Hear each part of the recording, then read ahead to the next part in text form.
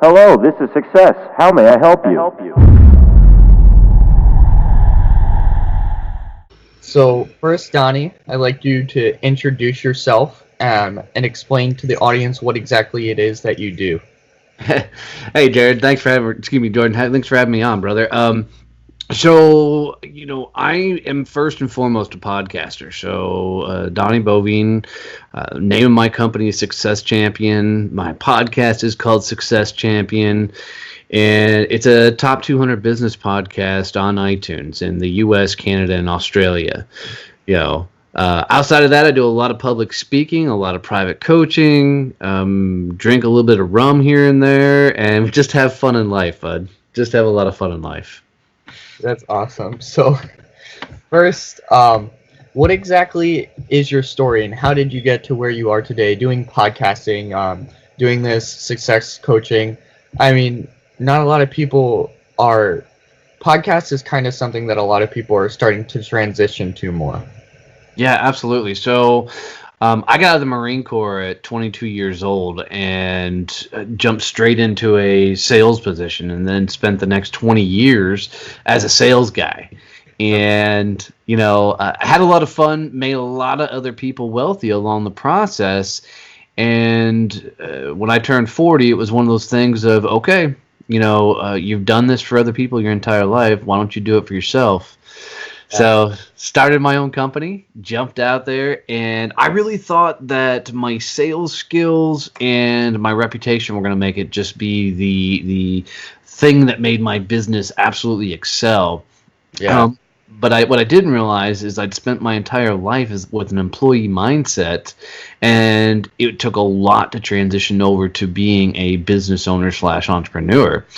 So for the first 6 months, my business was failing miserably because I literally had no idea what I was doing from a, business owner perspective. So I was on the verge of going back and getting another sales job and saying, "To hell with this whole business owner thing." When I had one last speaking engagement, and that was kind of my Hail Mary pass. And after the event, a guy in the stands came up and said, "Hey, can I interview you on my podcast?" And I said, "What the hell's a podcast?" And he explained to me, and I'll never forget. He said, "It's kind of like an old radio show, but you get just a couple people talking to each other." I'm like, "Okay, I'll do that."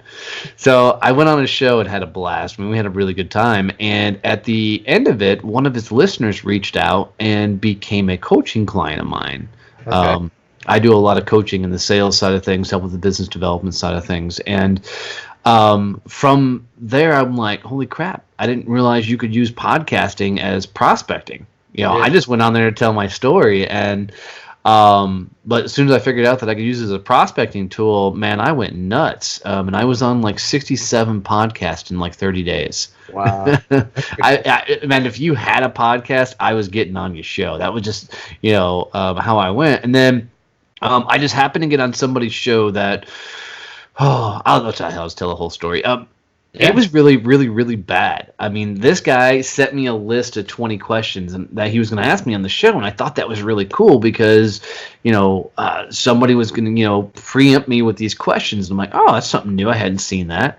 So we get to the show, and it starts off, and he goes, okay, question 1. And so he asked question 1, and I responded. Then he goes, question 2. I listened to it. I responded. He goes, question 3. In the back of my mind, I'm like, do you care if I cuss? No, it's fine. Okay. I'm like, holy shit, this guy's going to continue to go on. And so he goes, question 4. And I'm like, shit. So I start asking him questions, trying to, engage him, help him out with his show. Yeah. And he goes, question 5. And I'm like, oh, hell. Through 20 questions, dude, he never stopped. And I'm like, man, if this guy can have any sort of success whatsoever, doing podcasting, I'm going to give it a go. So I launched a show, and it lasted for 7 episodes, and before I shut it down. And what happened was, I went into it with lack of vision. I didn't know what I wanted to talk about, lack of direction. I just wanted to get on the mic. And you know, I did everything wrong out the gate. I even hired a podcast coach, and I was so confusing to her that she couldn't keep up with what I was trying to do. So I got away from that, and I started my own show, and I based it off of I just wanted to hear people's stories from all over the world, Yeah. what they went through, their journeys, and how they found whatever success they're at.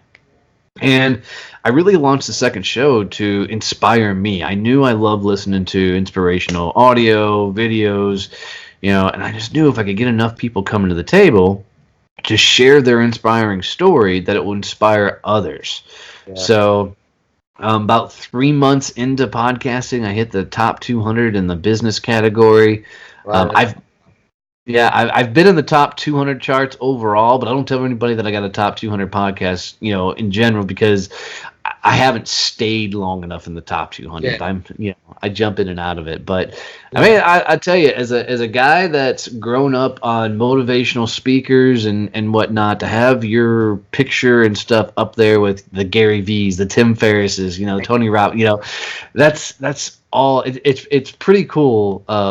And it's fun to brag about. Yeah. So as soon as you sent me that text, I looked, and then the text that you sent me, it sent 59, but then it was up to 22, and I was awesome. Yeah, it's wild. I mean, I still don't understand for sure how the ranking works. I think it's downloads and stuff like that. Yeah. I know downloads plays into it. I know interactions plays with it, shares. So there's a lot to the algorithm. Because I mean, daily I'm jumping all over the place. One day I'll be down in the 20s, the next days I'll be in the 70s. Yeah. But it's a lot of fun. Up there all the time. With different people, and I love telling everybody that podcasting really saved my business. Because of podcasting, we launched a content development company. My public speaking picked up a lot more. Just a lot of cool things came from it. Helps build that credibility. Yeah. And it helps build relationships. I mean, you talking about the guy who has 20 questions to read through. I mean, don't get me wrong, you should have some questions listed out, but that's the exact reason why I don't send people pre-questions, and I'm assuming you probably don't, because then it feels scripted and rehearsed, and then there's not that connection between the person that you're talking to for the interview, and trying to come up with some vision of how you want to do it. If you want to do a podcast and you don't know what to do, the best thing to do is just interview, because then it's less talking that you're doing it and more just interacting with people and building connections. Yeah, so and I love that. But the only thing that I would add on that, Bud, is I tell a lot of people is go podcast what you're passionate about. So, if there's something that you absolutely geek out on, whether it be I don't know, comic books or car stereos, whatever, go start a podcast on that. Yeah. And then what's fun about that, let's say it is comic books, is something you completely geek out on. Now you're reaching out to comic book artists, and you're reaching out to other enthusiasts, and and you're talking about, and when you're doing something that you completely geek out on and you find other people to do, man, those conversations are just fun, because you're both talking about things that you get into. And where a lot of people screw up in podcasting is they just do a show to do a show. There's no point behind it, no anything, and they think it's going to make them money. Well, I can tell you, you're not going to make money off of podcasting. You'll make money because of podcasting. Yeah. I tell everybody it's the tip of the sales and marketing funnel, but you've got to go build something you're passionate about, so other people who are passionate about it as well will find it. Yeah, it's about building the passion and I mean, honestly, if you're doing podcasting for money, I'm not saying there's not any money there. There probably is, but you have to be a really high podcast to get the money. I'd say do it for the relationships. I mean, that's why I'm doing it. I'm doing it to help inspire other people with other people's stories, as well as build a relationship with people, because in life, you just want to have good relationships that you can hang out with people and be able to shoot the crap with. You know what I'm saying? Yeah, no, and that's so awesome. I love, once I figured out what podcasting and how powerful the networking was, Yeah. I completely there was this gentleman, I don't have the release to be able to say his name yet, but his show's coming up on my show, and he was speaking here in Dallas, and I really wanted him on my show. Yeah. Well, his event was completely sold out. I mean, there was lines of people coming into the door to get in to see him, and I'm like, damn it, I want this guy on my show. So I went to the convention center that he was speaking at, or actually the hotel center he was speaking at, and there's a line of people. I just walked around the line, went up to the front where they're doing a little ticket turn-in, and I said I wanted to speak with so-and-so, and they're like, do you have a ticket? You just cut in front of all these people. I said, oh, no, I'm not here for the convention. I'm just here to speak to them. They're like, who are you? And I said, well, I'm Donnie Boivin. I got a top 200 podcast. I'd love to interview him on the show. And then both young people said, hold on a second. Went back and got him. He came out. We sat down and talked, and he agreed to come on the show. Yeah. And as I'm getting ready to leave, he's like, well, you're staying for the convention for it, aren't you? And I said, no, I don't even have a ticket. He's like, well, I'll get you in. I'm like, no, I'm not staying. He goes, well, dude, you totally just came out here to get me on the show. I said, well, yeah, absolutely. He goes, that's freaking brilliant, but podcasting is one of the greatest networking tools in the world. Yeah. I tell everybody, if you're, starting to get in business world, you're going to run into 500 different financial advisors, somebody always trying to get you to manage your money and funds or whatever else. And I tell everybody, don't start a financial advisory podcast, start a fly fishing podcast, Yeah. And you imagine you're a financial advisor that nobody wants to talk to, but you start a fly fishing podcast. Now you're calling up local CEOs, people who also have the interest in fly fishing, Yeah. and saying, hey, instead of saying, hey, can I talk to you about your 401k or whatever, you're calling up to say, hey, can I talk to you about fly fishing? I'd love to interview you on the show. Okay. And it's amazing how many doors will open up for you for that reason. And as soon as you have a podcast, one of the first things you tell anybody when you meet them from here on out is, oh, by the way, I got a podcast, Yeah. So. Well, because it's not like, it doesn't feel like somebody's coming after you to sell you something. It's, you're genuinely building a relationship, and then off of that relationship, both people are trying to mutually benefit each other. Absolutely. You have something they need, and they have something you need. They need exposure. They need, eyes on whatever they're doing. Yeah. You need big name guests to help, bring, the audience. It is a huge win for both people. It's like the ultimate collaboration. Podcasts are like the Kendrick Lamar of rap. Yes. Exactly so. I really think everybody should start a show. I started a free Facebook group called So You Want a Podcast just to teach people for free, how to get into podcasting, because, I started off with a Walmart headset, a gaming mic, headset. So it just came out, and that's how my show started. And, anybody that has, hell, at this point with Anchor, you can do podcast on your phone. I'm not a big fan of Anchor. I'm not knocking them, but, but I mean, you can. And people are like, well, how do I grow my audience? So I'm always, whatever you geek out on, if you geek out on it and tell people that, hey, I'm geeking on that, on a podcast, they're going to come listen. Yeah. And then you throw Twitch and everything else in the mix, and you're going to have a whole fun ball of wax. So.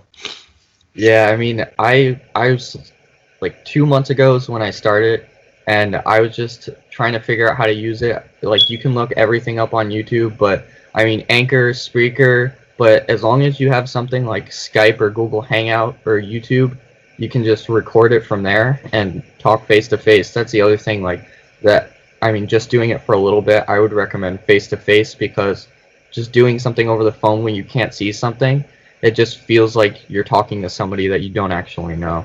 Yeah, I'm going to throw one more in the mix, too, because I use Zoom for my show. Okay, yeah. And I like the audio grab off of Zoom versus Skype, most times. What I've found is, so I've interviewed people in a lot of third world countries and stuff on the show. Zoom seems to work better in a lot of those areas. So, and I love the fact that all the outputs on the back end. Okay. Yeah. And then, for audio editing, Audacity or GarageBand, if you're a Mac guy, Yeah. are both free tools that you can add music, do your own. I mean, you can do your entire show yourself. I mean, I have a team now that helps me with the engineer side of things, and some of the graphics and stuff. But I mean, when I first started out, it was record a show, edit a show, add music, market the show. It was all me. So, and often the other question I get is, what's the fastest way to grow the show? Yeah. And I'll tell you hands down, go be a guest on somebody else's podcast. Okay. Right? The more you can get on other people's podcasts to share your story, what you're doing, and say, hey, I have a podcast too. Very, very fun way to grow your show. I'll definitely have to start doing that then. Yeah. So, what was your greatest struggle, Donnie, and how do you think you overcame it, like through your story? I think a lot of my journey was worried, could I really jump on my own and do my own thing? Okay. It was, I always took a job. And it wasn't until I finally took the leap to bet on myself that, I really started to figure out what I was made of. Okay. I think a lot of people go through life playing it very, very safe. They are coloring with inside the lines of, I've got to go to college, I got to do this, and I got to get this job, and then I got to do this, and they're like, it's like they're going through life checking the boxes, versus, man, I don't have any regrets. I do wish I would have, started things earlier in life that I'm doing now. I wish I would have started my own company way back then, because being an entrepreneur, you'll learn so much more about yourself than anything else in life, because it's all on you. Right? If there's no money coming in, it's on you. If there's money coming in, it's on you. If your business is failing, it's on you. You literally cannot blame anybody else, and you can't say it's the economy. You can't. It's all on you. And when you get stacked up against it, you really start figuring out what you're made of, which is fun. But can be very, very intimidating. And I can tell you, even in this last year and a couple months of running this business, I've learned a hell of a lot about myself, what makes me tick, what works, what doesn't work, and how to keep pushing forward. It's been a learning experience, but a good one, but a really good one. Yeah, I can imagine. I mean, learning and growing, I feel like, is like. Do you watch Gary by any chance? Gary Vee? Yeah. Yeah. From time to time, I see some of his stuff. So, like, he talks about, like, falling in love with the process, and I think, like, that's kind of what has me trying to do this and zoom off on my own and talk to people. It's just, like, meeting new people and learning from their mistakes and learning from what they feel is regret, and just falling in love with the process of trying to grow yourself to become better. Yeah, I agree with that. And, I put in there is head straight towards the things that freak you out. What I've learned about me is if I have something up here that in my head that freaks me out, then I've got to go do that thing. Yeah. And I'm not talking about the stupid shit like jumping out of airplanes and stuff. I'm talking about, the life things. Starting a business. Maybe it's going to talk to a big CEO of a company, or maybe it's doing like a Facebook Live or, an Instagram Live or any of those type of things. Is, you've got to become the champion of your own life, because nobody else is going to champion it for you. Right? It's not like at some point you can, put a flag up and say, okay, you carve the path for me and I'll follow. No, you got to go and do everything yourself. And it's not about where you're getting. It's about the crap you learn along the way. Yeah. I mean, I tell everybody, if you're not getting punched in the face by life, then you're not evolving, you're not growing, you're not becoming the person you need to become. Because look, the person you are now is not going to get you to where you need to go. You have to evolve, and the only way to evolve is you got to go do the things that freak the pure living shit out of you, and then keep moving forward.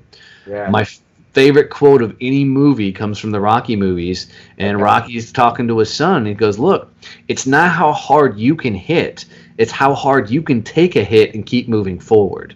You know, and that's it. I mean, is most people, when they get stacked up against it, they stop, they freeze, you know, when they don't realize it's going through that and getting to the other side of whatever's hard, tough, or freaking them out. Yeah. That's when the real stuff happens. That's when growth happens, and that's when you evolve into that better version of yourself.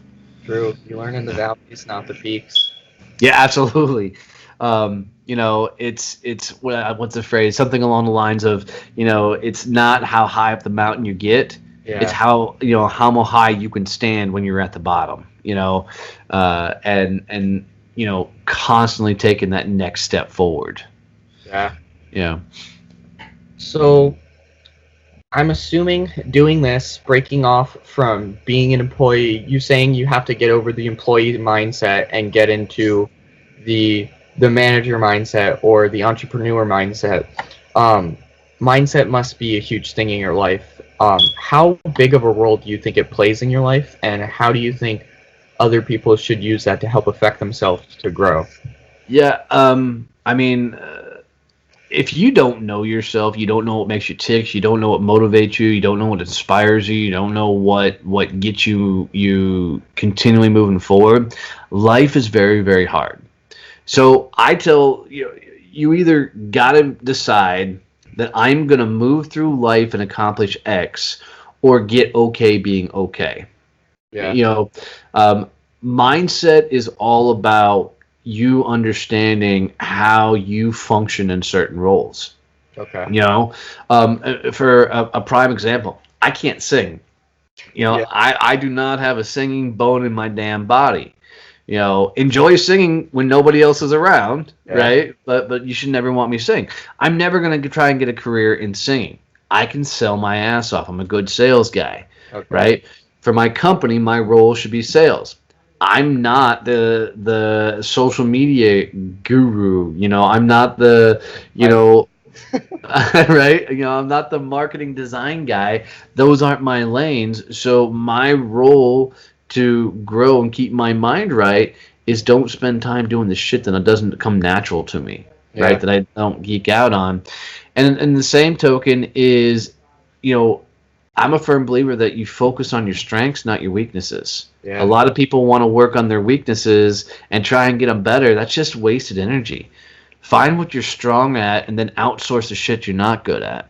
Yeah. You know, and watch how much that opened your life. I mean, when I first launched my company, I was trying to do everything, right? I was trying to do every little portion, and I wasn't until I started outsourcing the things I wasn't good at that my company really started scaling.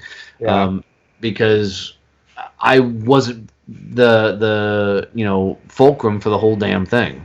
Yeah, I completely agree. I think one of the things that I've been listening to lately though, and something that like I've tried to do myself is like you got to be careful though, because when you're in the very beginning, like you might not be able to outsource and you have to go through, like when you first started, I'm assuming you probably didn't have the money or the people, and that's why you're doing everything yourself, and sometimes people too early try to outsource stuff. What would your recommendation be on something like that?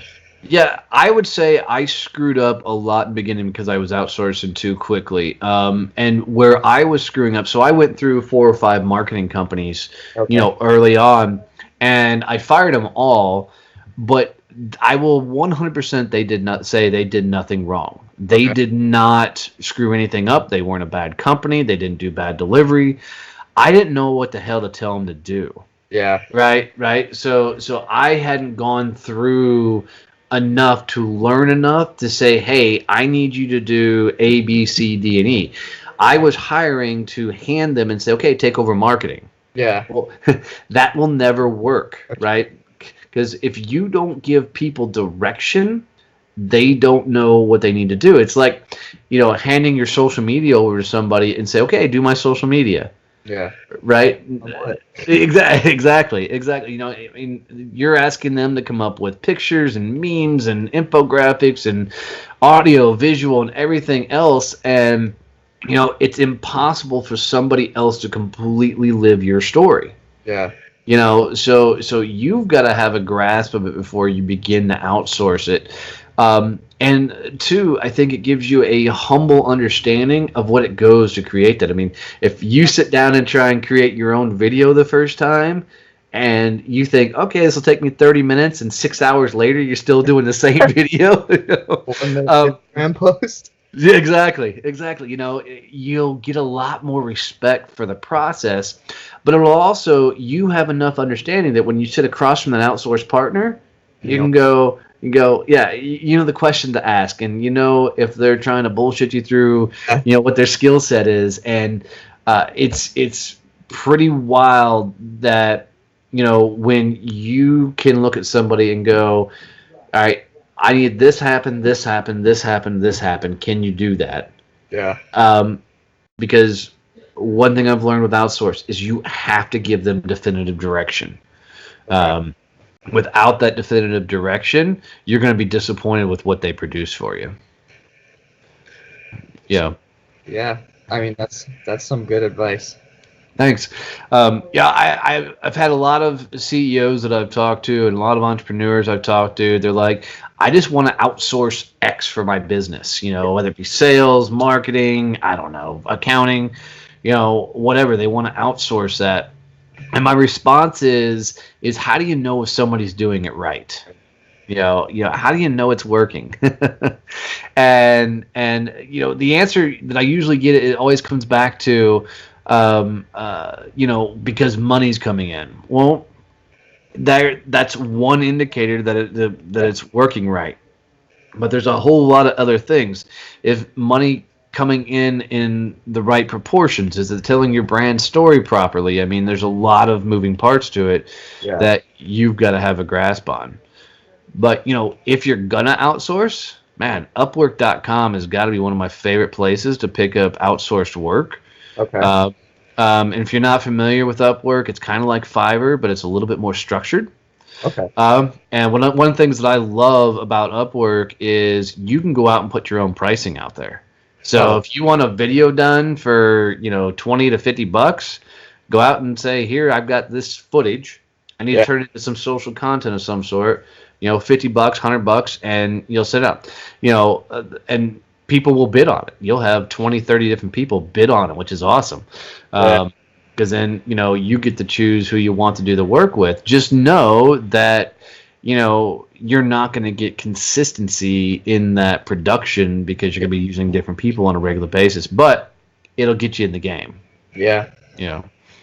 So going through this and having mindset and having left everything, a lot of things that I hear is like how routine is such a huge thing in people's lives and a daily routine. Do you have a daily routine that you go through to make sure that you're productive and doing what you need to be doing? Yeah. So I not only do I run a company, I also run a farm. Okay. So my wife and I have a fun hobby farm, and my day every day starts 5 o'clock in the morning, and I'm set out a pot of coffee, then I go take care of all the animals. So, which is a pretty good chore. But once we're done with that, then it's sit down and journal, and I usually journal for 10 to 20 minutes. I do a meditation for 5 to 10 minutes. I can't do it too long. My mind starts going scattered. And then I do a social media regiment where I get out and I still do all my own social media. So I do all the posting, I do all the commenting. I got some people that help me with creation side of things, but I do all the other work because nobody else can respond in my voice. Yeah. So that all happens, prior to 7 o'clock in the morning. Okay. And then once 7 o'clock hits, I'm at my office. And I begin the grind. And for me, the grind is I'm doing outreach through LinkedIn and other social media outlets. I'm doing podcast interviews. I'm interviewing interviewing people for my show. I'm getting geared up, or I'm doing speaking engagements, or I'm doing coaching sessions with clients. And literally from 7 o'clock till about 5 o'clock, I'm 100% client facing. Wow. Nothing happens in that time frame that is not putting me in front of a client or a potential client. Because in this day and age, even though people can work from wherever they want, people still have that employee mindset of 8 to 5 is kind of that work time, and after that, they want to go screw around. So I use that window as my opportunity to reach the people that could potentially do business with me. Yeah. And then after that, it's very much now I get to do the operational stuff. The things that keep the business afloat and functioning, and making sure those are outsourced in the right areas. And then I end the day with a large, social media follow up. Making sure I've responded to all the reach outs and conversations. And then I finish the day, usually with a nice tall glass of something, and usually some sort of reflection, to unwind, and a to-do list for the next day. Wow. Yeah, it stays pretty regimented, but you got to be. I mean, if you're gonna find success, you've got to stay as regimented as possible, because otherwise you're gonna be all over the map. Yeah. That's something I've got to focus on a little bit more myself.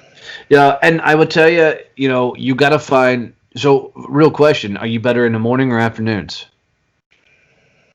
Honestly, I'm not 100% sure. That's something that I have to do. I mean, when I wake up early in the morning, I tend to get things done just because there's nothing else going on. So it's just the process of I need to get to bed early so that I can wake up in the morning and have like that time in the morning where I do stuff. And it's finding the process, because like I'll be on it, I'll be good, I'll be perfectly fine for like a month and a half.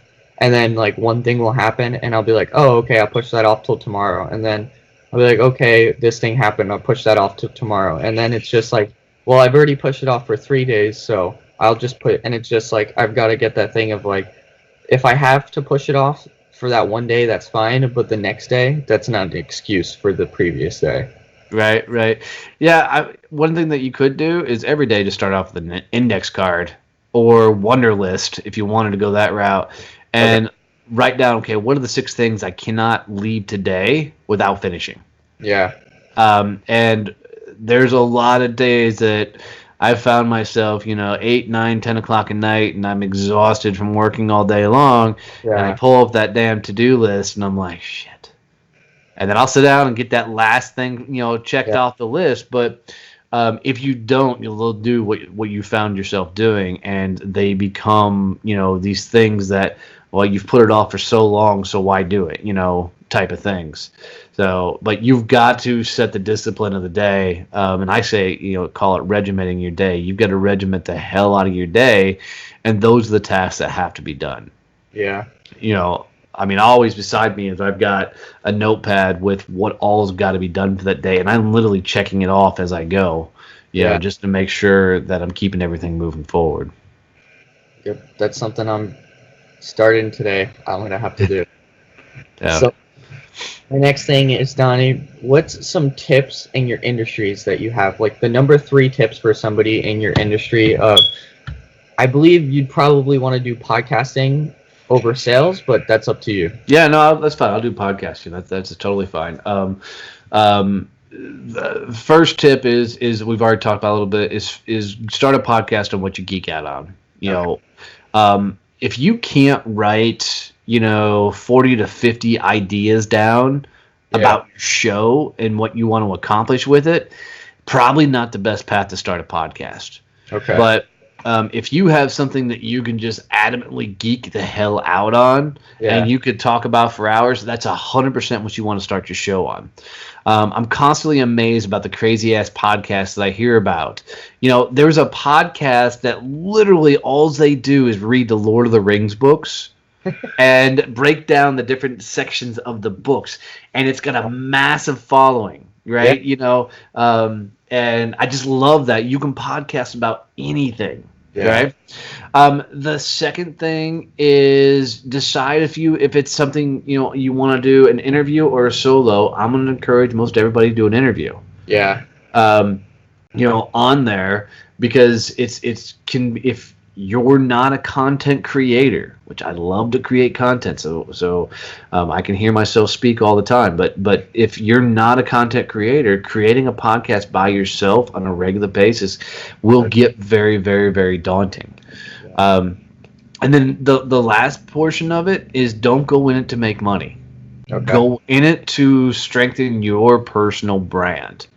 And to develop a following. Money will come later, and it'll come because of the following. So let's do something crazy like the Lord of the Rings podcast. Those guys may run ads on their show, maybe not. I don't know. I haven't listened to their show, but I guarantee you, with a massive amount of following, if they made T-shirts, just as something simple, people are going to buy the T-shirt, their ball caps, or if they were, had access to the Tolkien team and, could get autographed books or whatever else and sold those, their following's going to pick that kind of stuff up because they're so into whatever they're doing, where you get value.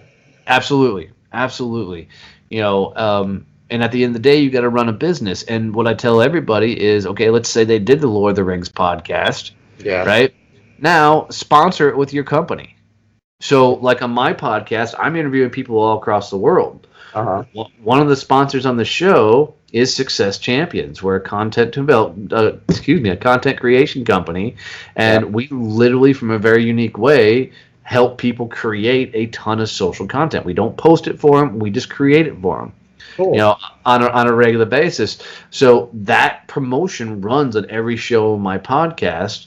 Yeah. So people coming to listen to all these really cool stories get to hear about my company all the time, and then it keeps me, I don't talk about it on the shows or anything else. It just runs as an ad as part of the shows, and anybody can do that, Cool. Yeah. It helps build both of your podcast and your brand. Absolutely. Yeah. So my next thing, Donnie, is what's something that you are working on currently or that is going to be coming up soon that you are very excited about? So, thank you. That's an awesome question.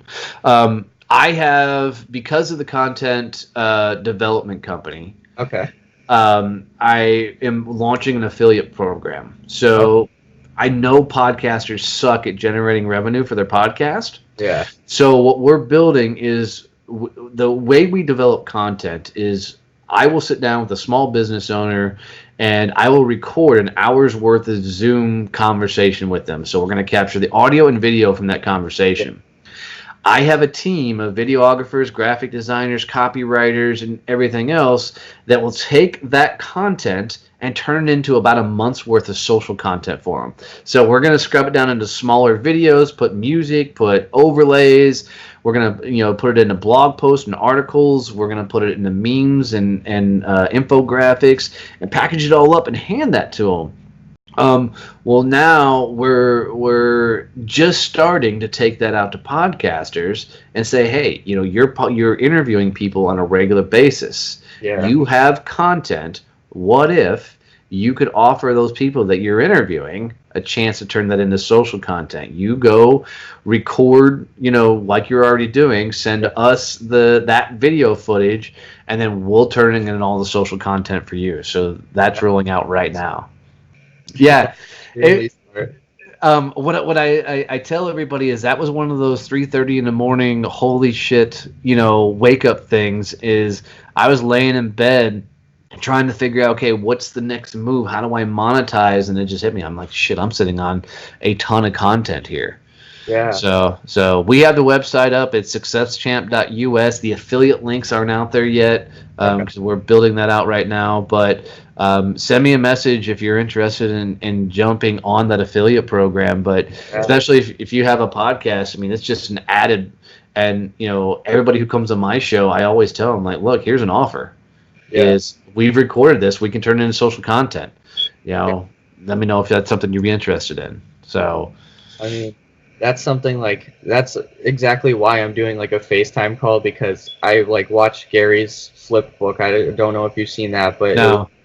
it's where you take the video, you break the audio into a podcast, and you split the video onto like YouTube and other forums, and then you split it into like Instagram posts, and pretty much like along the lines of what you're saying, but like I'm trying to do that all by myself. And Right.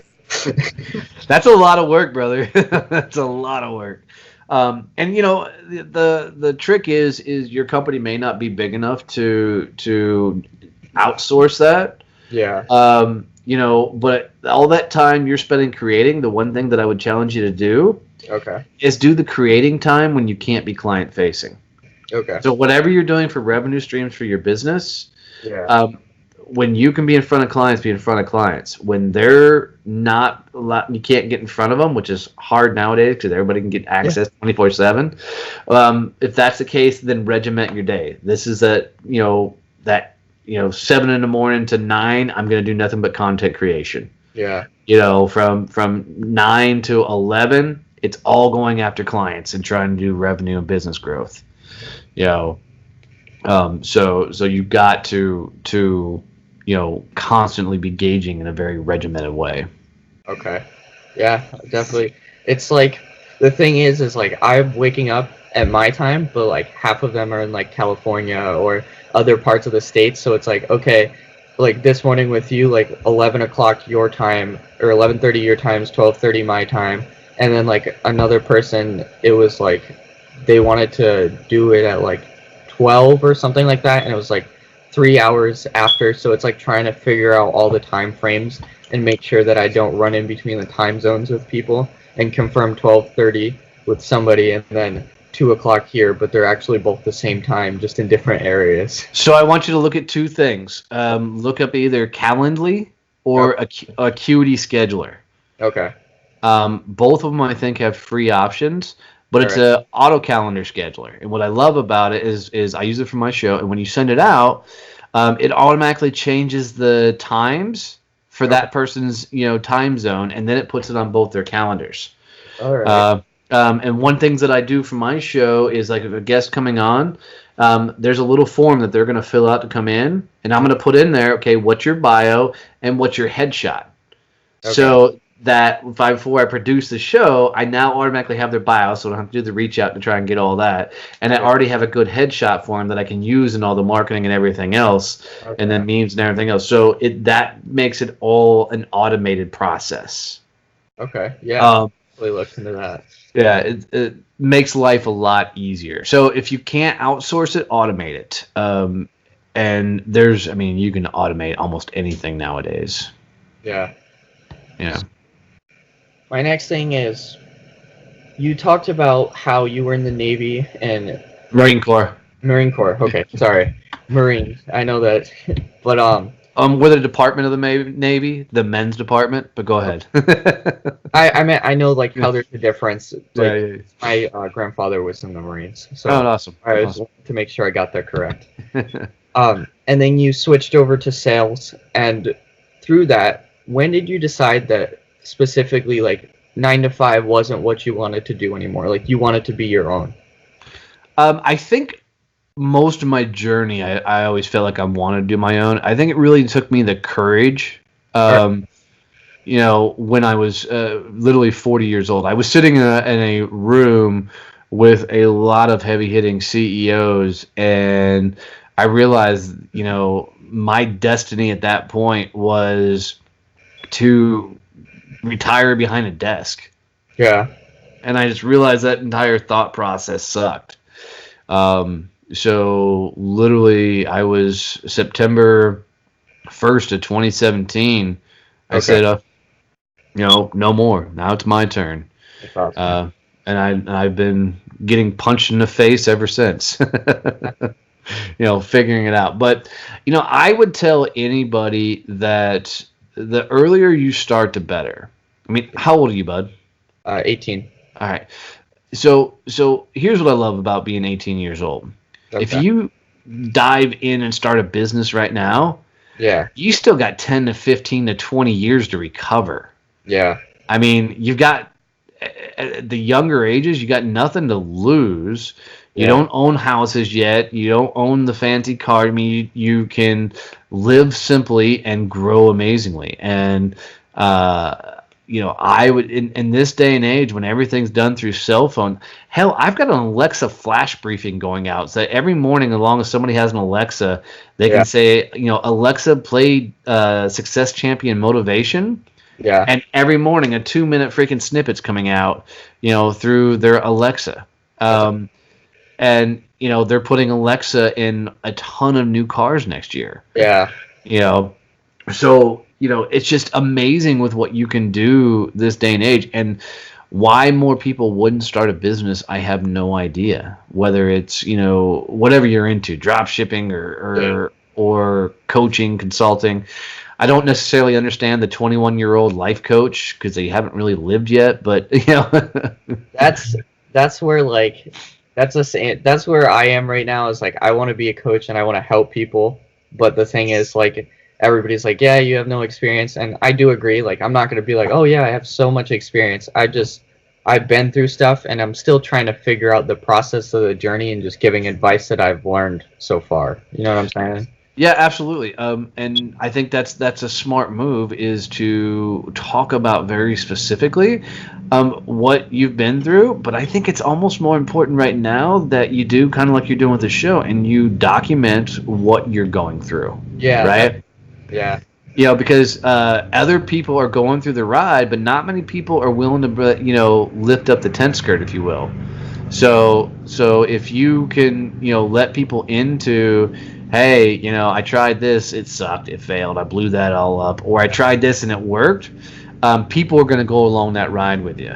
And then how to monetize it is focus on growing one hell of an audience. Yeah. And then the monetization will come behind it because you're delivering so much value to the people listening to your stuff that the rest will come in, whether it's, sponsors coming in to do your stuff or it's you're going to develop programs along the way.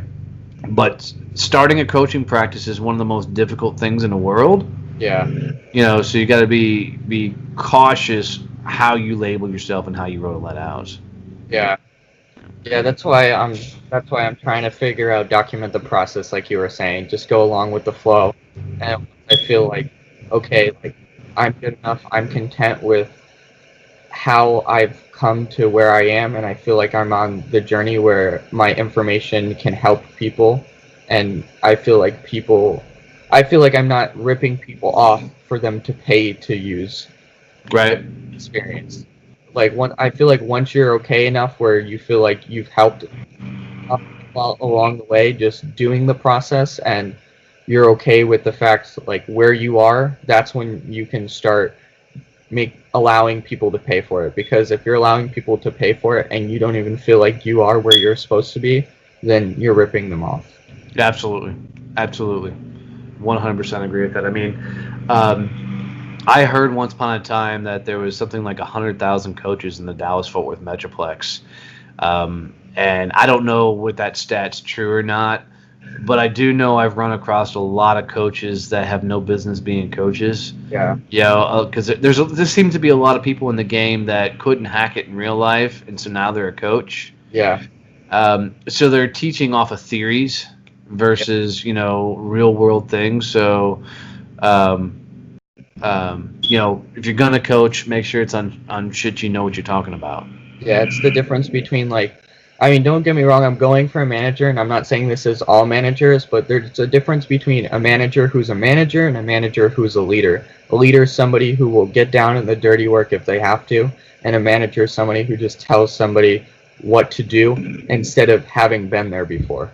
Yeah, I'm very big on the you go, I go mentality. Yeah. And this comes from my sales background that you can't bring somebody into a sales role and say, that especially if they're young, they're green, they've never sold before, and you say, go sell. Yeah. No, you're like, okay, let's do some cold calls. You do a couple, I'll do a couple, right? And you go at the same time, because otherwise you're setting people up for just pure failure, and it's never going to work. Yeah, and then they'll get discouraged to do it again. Absolutely. So Donnie, what is your number one dream, your goal? What is Donnie sent here to do on Earth? I think it's really it's for me to thrive Okay. to and allow others to learn through my process. So very much like you're doing, I've documented this entire journey. So my fans and followers have come along for the ride of the wins, the losses, and the growths and the screw ups of my business. Uh-huh. And I'm going to continue to tell that story as I continue to climb. I've got a unique perspective of somebody that worked for other people their entire life, and now running a business. There's a ton of people that have done that, but not a lot of people that are documenting and talking about this is what I'm going through, this is what I'm learning. So Yeah. I'm very heavily focused on that and continue to going. Someday I'll be sharing the stage with those big guys. Yeah. So the Tim Ferrisses, the Gary V's, and all that. And I'm earning that right now, and that's the process that I'm going through, is earning the right to get there. And I think a lot of people, in their mind, think that they should automatically be put on those stages. Yeah. And I'm just not that guy. I know that the message that I have today will resonate with some, but not enough to warrant those bigger stages. So I'm continuing to go through it and continue to learn this process so I can earn the right to be on that stage. A better way of putting it is, people want to win the lottery. I don't, because I know if I were handed $1 million, I'd blow the damn thing, right? Because I don't understand. But if I learn to run, a multi-million-dollar figure company, then I will have learned the traits along the line. I will have evolved and grown, and I can teach other people as I continue that climb. Yeah, I feel one touching on the lottery subject is, like, if you get $1 million from nothing, like, don't get me wrong, like, it would be fun to have, of course. Like, it's not like somebody would be like, oh, I got $1 million, this sucks. But it's like, you don't feel like you did anything to really get the $1 million. It's like, if I had $1 million, I'd be spending it. I feel like if I won it from the lottery, it'd be like, okay, I'll take a portion of it to try to grow my business, and the other half I'll help out people. But I don't feel like I deserved it, versus, oh, I made a hit song, or I worked my way all the way up from nothing to something. Like, you feel like that will actually create happiness because you deserved it, rather than, oh, I bought a $5 ticket and I won $1 million. Like, Yep. and then the other thing is, you talking about having to feel like you earned to get on the stage, and like you don't deserve to be there yet. I've noticed a lot of people that feel like they don't deserve to be there are the ones that deserve to be there the most. And it's just coming out of that prospect of being humble. And don't get me wrong, I'm not saying like you should be there right now, but I'm saying that's how you're going to get there. Yeah, 100%. Early in my youth, I'd have told you I'd been on that stage because I deserved to be on that stage, because I was cocky and ignorant. Yeah. And a lot of it now is I have the aspirations, I have the vision. That's where it's going to go. I also have the wit about me to know that I've got to learn a hell of a lot more to get there, right? Yeah. I'm not a big goal setter. I'm very much, set milestones and accomplish them, but you got to have a vision. You got to know where the hell you're going. Yeah. You can't walk through life with blinders on. You've got to keep progressively moving forward and evolving. Yeah.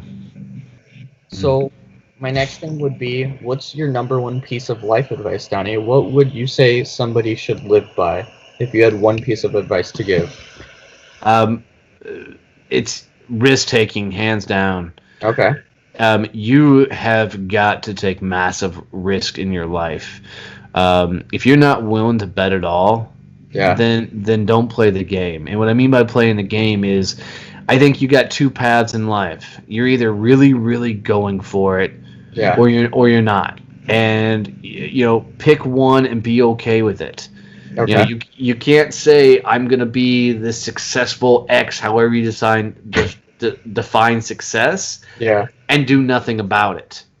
right? Yeah. Right, because you'll do is beat yourself up mentally on a regular basis. You're like, I should be here, but I'm not doing the work, so I suck. And then it's this evil loop. So either get okay being okay, or flipping go for it. Yeah. Because you can't sit one side of the foot on one side of both those fences. You've got to, go all in on you, and you have to bet on yourself because nobody else is going. I mean, the entire world is expecting you to lose. Yep. They're expecting you to fail because misery likes freaking company. Yeah. And if you fail, then they get to feel good about themselves because they didn't have the balls to go for it. So if you're gonna go for it, go all in and don't look back. Know that you're gonna get punched in the face. There's no such thing as, an overnight success. Right? Absolutely. It's that, looking to take on the tough things, looking to embrace the suck from a military term, or from, a Gary V's, term, embrace the process or whatever, however he says it, it's you got to go through it to become it. That's all there is to it, And in the words of Jim Rohn, who's one of the godfathers of the self-help world, Okay. don't wish that it was easier. Wish you were stronger. Wow, dude, that's powerful. Yeah, I love it. It's one of my key phrases I run by.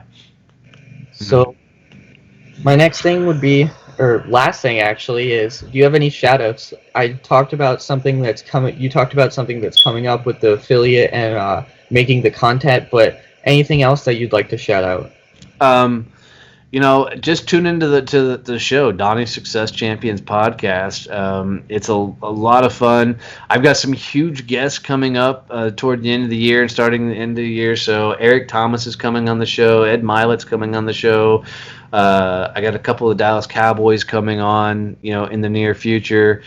And then every Friday on the show, I'm documenting my journey. I'm walking people through my story and my journey. And some people tell me that's their favorite episodes to listen to. They love all the stories, everything else. But I'm teaching the things that I'm going through. I have the podcast group. So you want a podcast? Come hang out there. If you want to get in a podcast, you want help and advice, I'm doing it all for free. So and I'm walking people through there. I also have another Facebook group called the same thing as a podcast called Donnie's Success Champions, where we talk about the show, we talk about how to get engaged. I mean, we talk about all kinds of fun things, and we continue to ride. I'm getting better at Twitter. That's a whole new thing for me to learn. I'm not very good at that either. That's something we get on, and I'm just like, I don't know what to say. Like, yeah. I'm learning it, man. I'm learning it. What did somebody tell me the other day? Twitter troll. They're teaching me how to be a Twitter troll, where you just basically go comment on a whole bunch of stuff. So I'm learning all that. I'm all over Instagram. I love Instagram, and everything that's on there. So come hang out with me there. And hell, if you want to just reach out and ask questions about podcasting, life, sales, my email is donnie@donnieboivin.com. That's BOIVIN. Send me an email. I reply to every single email. So you're gonna get me on all my social outlets. You're not getting a team of people. You're getting me. So if you send me a direct message anywhere, I'll be the one responding. And just like when you and I found each other, on Instagram, I appreciate you reaching out to me. Like, I mean, at first, through doing this, I've gotten some messages from people where they're like, "Oh, can I come on your podcast?" And I'm like, "Let me see what you." I was like, "Okay, what do you do?" And they're just like, nothing really." And I was like, "Okay, I don't it's hard not to tell somebody no without trying to shoot them down, but it's like you're not doing anything. Like, what are you going to talk about when you come on? And then they're like, "I don't know." And I'm like, "Okay, then there's not much that we can do here." Right. Like, I really appreciate you reaching out, because at first I looked and I was like, okay, I see some sales, and then you showed me that you were doing podcasting. I was like, okay, yeah, this is awesome. Like, this is right up my alley. Yeah, I have fun with that often, because I do reach out to a lot of the smaller, it's the wrong way to say it, but a lot of the up and coming podcasts. Sure. Yeah, and because I like going on the shows and talking to them, because I'm hoping to inspire them to stay in the game and keep going, along with it. And I use that picture all the time because it just cuts through a lot of the fluff really, really quick. Yeah. Yeah. So if you want to know what picture he's talking about, is I literally sent him a picture of my top 200. I think it was like episode. I was number 59, and that's what I sent him that day to further the conversation, and you can just feel the dynamics of the conversation shift. So it's fun. It's fun. So yeah. So I really appreciate you coming on.